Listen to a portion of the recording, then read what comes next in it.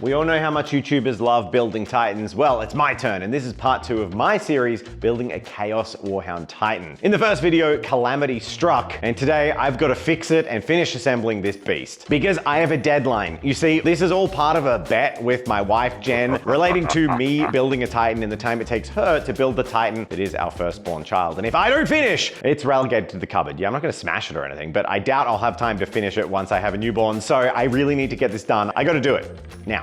So over-ambitiously, I decided that I was going to do what no YouTubers do. I was going to do 2 videos for my Titan, one where I build it, one where I paint it. And after doing one where I built it, everything fell apart and I realized this was absolutely ludicrous. Doing a Titan is so much work. I think I was fulfilled with a false sense of security because we did the Titan board. And as part of the Titan board, we built 5 Titans. But what I really didn't think about is that as we were making a piece of terrain, we didn't really build the Titans correctly. A lot of the Titans could be secured into the terrain rather than needing to hold up their own weight, and they were destroyed. So the angles that their joints were connected were often deliberately broken, roughly hewn in with pegs, and then puttied up to give the appearance of destroyed limbs and bent metal. None of this prepared me for how difficult it is to accurately, carefully, and lovingly build a Forge World Titan. So you've seen a lot of that from the previous video, and now we're picking up in part 2. Firstly, with the repair job. So in part 1 of the Titan video, I happened to say some things that ended up not being true. Something we do on YouTube occasionally when we're putting in the last bits of footage is we'll preemptively voice over some things that we expect to do. Well, what I expected to do was not pin any of the toes, and it was a disaster. As I tried to put together my Titan, I realized after the fact what had happened is one of the nozzles in the epoxy was basically clogged, so I was mixing like an 80-20 of the 2-part epoxy, which meant it just wasn't setting.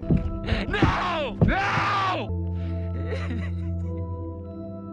So all of the toe joints that I'd glued together basically failed to glue into a strong bond, fell apart, and it was a disaster. And then, because of that, the Titan fell off the table and several pieces broke off. Worst case scenario, I was in a bit of a state. So now, as I'm going through and reinforcing it, cleaning off those bits of glue and repinning them, I've decided I want this to be so sturdy. So I'm actually going to be pinning all of the toes and using 2-part epoxy, a brand new one, that's the key thing here, and drilling pins into all of the angles if they're going to be even remotely weight bearing. Now for the straight toes, this is really simple, but for the ones that are dangling, this actually requires a little bit of finesse and angles as well as an extra set of hands and some very careful drilling. It's important that I do give this strength to the toes because depending on the weight distribution of the upper body, there may actually be a little bit of pressure going down through the legs into these toes. So I don't want to leave that to super glue or epoxy. I do want the pins in there. I use a Dremel to cut the pins down to size. While I'm doing this and letting epoxy set between steps, I also file down all of the putty that I'd use to fill holes in the model. So basically every time I lay a pin, I basically putty the hole up that I drilled with some 2-part Tamiya epoxy, and once that has dried, then I can sand it down. And overall, it gives me a really smooth finish. Now, in the course of this process, something horrible has happened, which is I've lost one of the foot pistons, and this would be devastating if this was 5 to 10 years ago. The first thing I'm doing is I've sent an email to Forge World customer support. I'm really curious to see if they honor this. I don't believe that they have an obligation to, because I'm pretty sure we have footage of me counting all of the pieces, and I don't know what's happened, whether or not the cleaners come through with a vacuum cleaner, but I have scoured the studio and it is just gone. I mentioned in my email to customer support that I thought I lost it. I didn't say it didn't get shipped. I'm just curious to see what happens, because one of the reasons people do say that they like to buy their official kits and not use 3D prints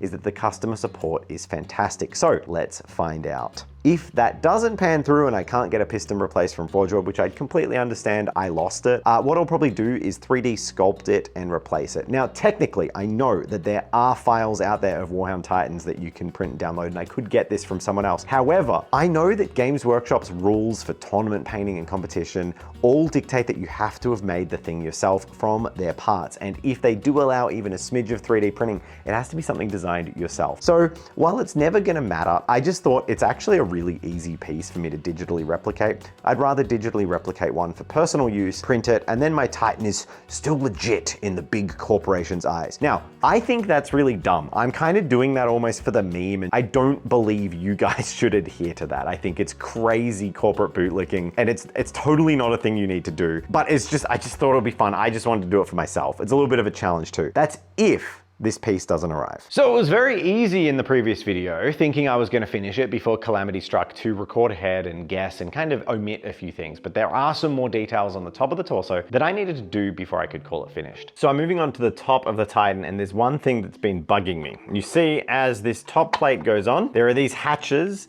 And the hatches, I would assume, if I want to be able to look at the interior, glue into the top piece and you take them off as one. The problem is it's all warped. So you can sort of see that it wants to sit in like that, but it wants to sit about 2 mil further out if it actually fits into the body. So there are two ways I can approach this. One is to putty that gap and kind of neatly manufacture it to fit together. The other is to do some more hot bending. I'm afraid of warping this a lot. So I'm gonna do a little bit of hot bending. I'm gonna heat up and just put my thumbs in and pull these sides out just a fraction. And that's because they're kind of slightly going at an angle, which means the panels want to intersect with the back here, which is not good. So if I can just correct that, I'm happy to fix any major distance issues with some putty. And then I'll be able to remove this top panel with the hatches included, and I get to look at the interior whenever I want. So to fix that calamitous issue with the shoulder hatches, I decided to use Tamiya 2-part epoxy. Murray suggested the very obvious, but one of those brainwave things, which was to use a plasticard piece to kind of bridge these two panels from the underneath, and then I could sculpt around it. So I did exactly that. Thank you, Murray. I glued a bit of plasticard underneath so the hatches would stay connected to the center of the torso. And then I used 2-part epoxy first to extend that hinge, the connector in the center of the hatches. And then once that had set, to extend the actual sides of the hatches themselves. So now it's pretty seamless, and it's all attached to the upper torso, which can be removed to reveal the interior when I paint that. But the fantastic thing here is that it means it doesn't look like there's a huge gap. It actually looks really seamless, and I'm really happy with how I managed to achieve this one. Continuing on the theme of puttying, there's several areas such as the back where I'd puttied the engines on that all needed to be filed back and made pretty, as well as the void shield generators. Pretty much any area resin touches a resin, you need to gap fill and putty with this project. It's just a bunch of careful work with the epoxy, filling in holes, smoothing it over, and then sanding it where necessary. Did you know we make minis, and the next range of minis we're making are called the Sisters of the Old Blood, and you can follow their page right now. Links are in the description because that campaign is launching in less than 2 months. This is the third faction of models we've released after the Space Bears, the Kindred of the Abyss, and now the Sisters of the Old Blood. These awesome Victorian inspired vampiric monster hunters go on religious crusades across the battlefield, and some of their elites even wear relic suits of power armor. If the campaign goes well, we're gonna have an awesome Victorian death steam train thing. I'm so excited for the train. I hope we reach the train stretch goal, and that can only happen with your support. So please go follow the page for updates. This is Jen's faction, and we're so excited to bring it to you. And supporting it is the best way to support the channel in the next few months. Thanks, everyone. Next up on this massive beastie, I of course have the head. Now the pose here is really important, so I wanted to get the arms in place and the upper torso so I could move it around and work out exactly where the head was going to sit. There's a collar that you glue onto the head that's got a bunch of greebling cables, and this can help disguise the angles that you glue it at. And even though it's a ball joint, the range of motion is a little bit limited, and you want to be careful how you pose it, because I've seen lots of Warhound Titans, kind of looks like their head is just sagging down, or is it a bit of a weird angle. So I tried to keep it fairly straight, a decent center of gravity, so that the people in the cockpit weren't being thrown around willy-nilly. Despite this, I went for a slightly left-leaning aggressive tilt, as if he's burning things with the flamethrower there, and kind of watching to see the carnage created. And once I decided on this position, I used my drill again and went back to the wooden dowel that I'd originally used to glue those heavy shoulder pieces onto my Titan. And it's really funny saying that right now, because I completely forgot I did that. I actually have been handling the torso of this Titan for so long that I just assumed it was one really secure piece. But no, I remembered that the shoulder pieces I had to glue together with the dowel. So I guess I did a good job there, because it felt like one succinct, one contained piece. So with that bit of dowel, I glued it in at an angle into the head and straight on into the body, and that creates a situation where it can't rotate around the ball joint. If it was straight on and the ball joint was straight on, it could kind of spin, but because it's going on an angle through a ball joint, the ball joint's fastened in. It shouldn't be able to move too much at all. And of course, 2-part epoxy to glue all of this. Now the head uses those cables that the arms attach to. Now, The cables and the arms, I can't glue on now. There's a few elements on this Titan I'm not gluing on now, and they are one of them because I want to paint the elements of this vehicle separately. The guns are going to be so much easier to paint separately to the torso and to the legs. So while I'm pinning and pre-assembling everything, there are a few things that won't be glued on, because handling the whole Titan and trying to paint it would be an absolute nightmare. So initially I wondered, do you get enough of these cable pieces? You only get 2 pieces in the Titan, and I think 2 with a gun, or you get 4 pieces. Either way, there's not enough to do 2 for the neck, 2 for each gun. But I realized you actually cut these down, so that's fine. I used 1 of those pieces to cut into 2 for the neck cabling, choosing a length of exactly 2 segments. The cable is made of 5 segments to attach between the torso and the head. And then I contact cemented one end of these into the head, let that set thoroughly, and then used a heat gun rather than boiling water to loosen up all of that resin very carefully, and then bent it into shape so they were flowing into the torso of the Titan. Putting some glue on the end there before I shove it in, we have effectively got really nicely connected cables, and I think this worked fantastically. With the head attached, the arm positions drilled, the last thing to do is work out that center rotation, get it back to where I wanted it, and drill a hole straight through the hips, straight through the joint and the torso, so that I can put a pin down there. That pin is functionally locking it into place while I'm posing it, but ultimately, again, much like many of the pins at this stage, I'm leaving them not trimmed off, not glued in, and not puttied in, because I'll paint the separate components before I do that. But the fact that the holes are all drilled now and the pieces of pinning are cut to place, kind of know exactly where everything's going. Now, at this stage, the Titan is definitely starting to feel real. It's really exciting to see, and that little part of childhood joy at even owning a Warhound Titan is coming through. It didn't feel real for a while I was building it, but with this whole thing together, they're so cool. And I gotta say, while the pose I've gone with isn't overly dramatic, I actually think that the drama of the model itself carries it. So for me, I'm far more happy to have something with a bit of motion that feels restrained. It feels like this machine could actually be operating, and the way I've got it fairly upright, towering over the battlefield, really makes it impressive. The last thing I want is for a silly knight Porphyrion to be looming as big as my Warhound. The Warhound has to be bigger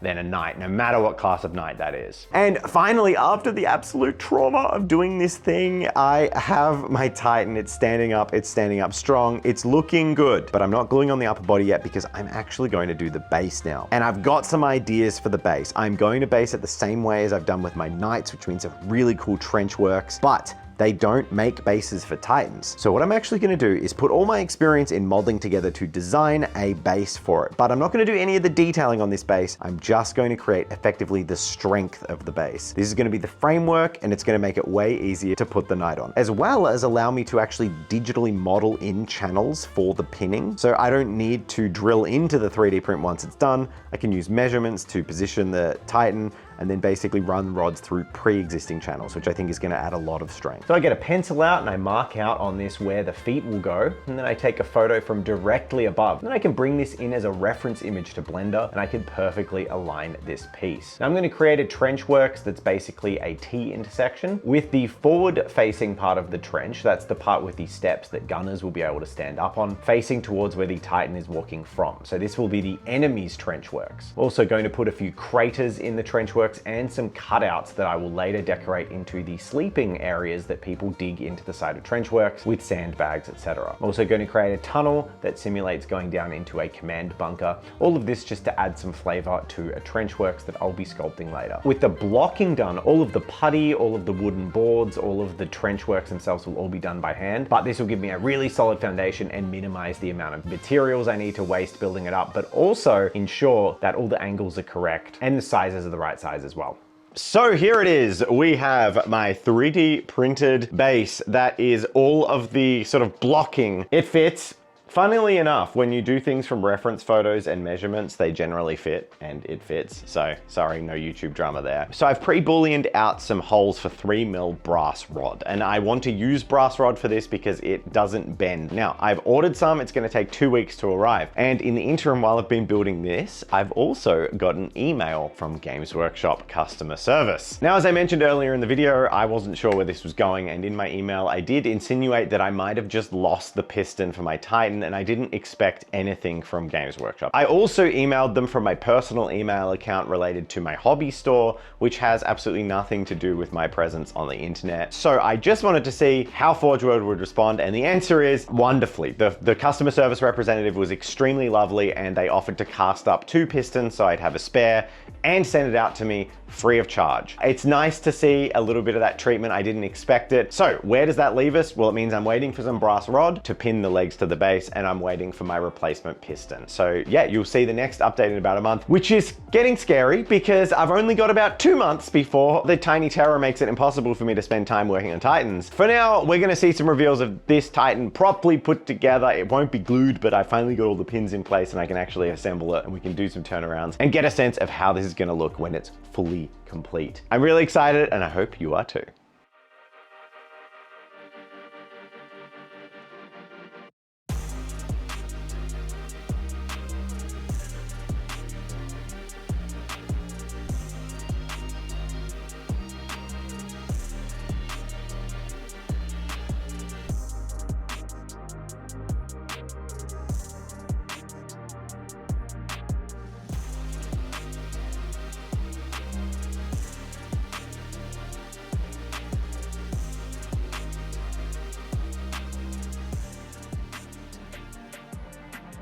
I'd like to thank all our latest patrons who join my Titan Legio on its Titanic March. Electric 589, Jason Kern, Matt Graziano, James Cannon, Mandalores, Jan Ole Wesh, and Old Man Jim.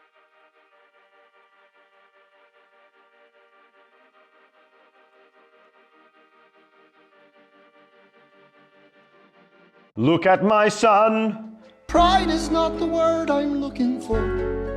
Do you like that? I love it. I love it. This is so cool. I don't think anyone can prepare you for the Titan ownership love. It's great. It's so cool. I'm worried this is going to be that meme of like the men in the fishing photos where it's like me with my wife, and then it's just like he's like, and then it's him with his fish that he caught, and he's like, when you finally got the Titan built, all the stresses that it took to get it built fade away, and I'm really happy with the result, even if the blue tack won't hold the resin. Don't worry, we'll glue that later. Speaking of later, what's next? Well, as I mentioned earlier, I've got to wait a couple of weeks for some parts to arrive, but the next video when it comes out is going to be me working from the ground up, because I want to pin the feet to the base, but then very importantly, do all of the thematic basing to make a really cool scenic environment of trench warfare for this Titan to be standing in, as well as paint the legs and the lower assembly. It's gonna be a huge video, and a big part of that is all of the sculpting and sort of kit bashing I've got to do to build up the trench works,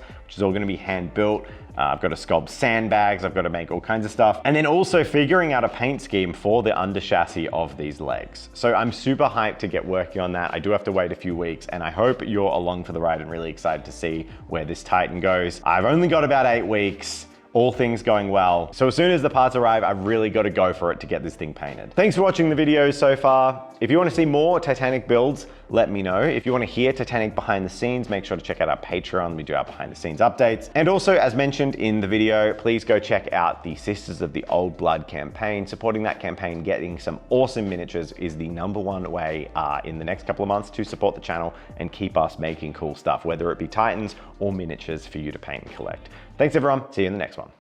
So this is how mine's going. It's bigger. The Titan's bigger for now. I mean... Titan's bigger for now. I'm winning. Yeah, that's true. I would be impressed if our child came out with giant guns. I hope they don't come out with 6 spikes on their back. You hope.